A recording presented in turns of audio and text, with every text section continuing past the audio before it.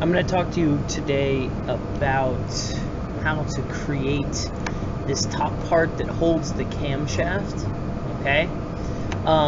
So I'm going to go back and just show you where you should start to be able to do what we have here.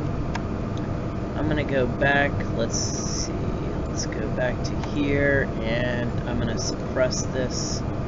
So this is where you should be before you start this next step, okay?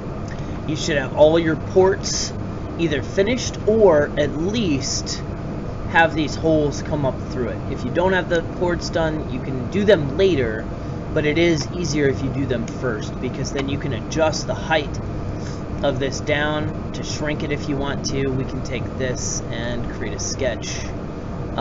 Once I have my ports, oops,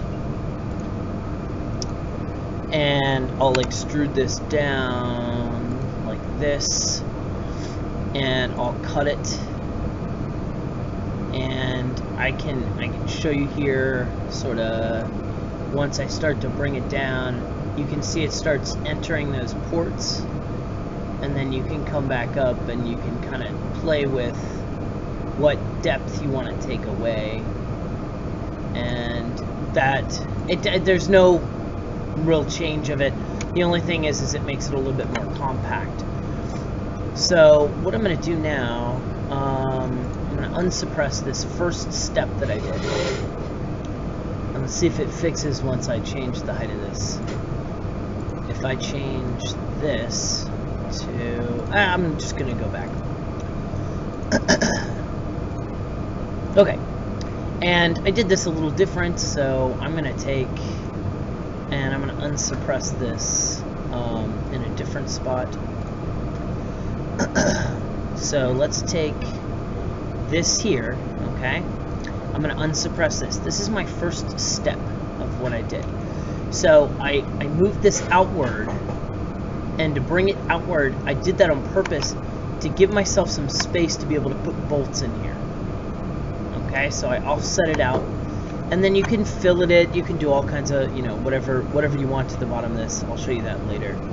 But this gets me started on creating this next step. So the next step I'm going to do is I'm going to make a support in between each one of these valves. So I have 4 valves. If you look underneath, I've got 4 valves per cylinder. Up here, I have 1, 2, 3, 4. I'm just going to split it with a support for my camshaft. So the very next thing I'm going to do here is I'm going to unsuppress this. So you can see what I did is I made a rectangular pattern that went down that created the support. The next thing I did was I cut in, and I'm going to do this a little bit different so you can see this cut that goes through it. They cut exactly above this shape. So this is what I'm going to show you. I'm going to suppress this again because everything else is pretty simple. But what I'm going to do now is I'm going to take and I'm going to create a sketch here on this surface, okay? And then I'm going to project the geometry of this circle and this circle. And what that does on this surface is gives me these little lines. I can draw from them straight up, like this, from the centers, until it hits this top edge. This is where I'm going to create my little circles. I'm going to make them 1 inch, but you'll see they're 1 inch is probably too big. And you can always change that, but this is what I have, and then I'm going to cut it all the way through all. That way it gives me that shape that goes like that, okay?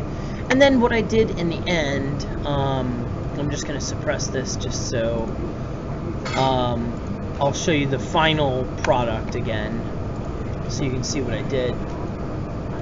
So I cleared them out to reduce material and all this other stuff. So this is what my end product is. Okay?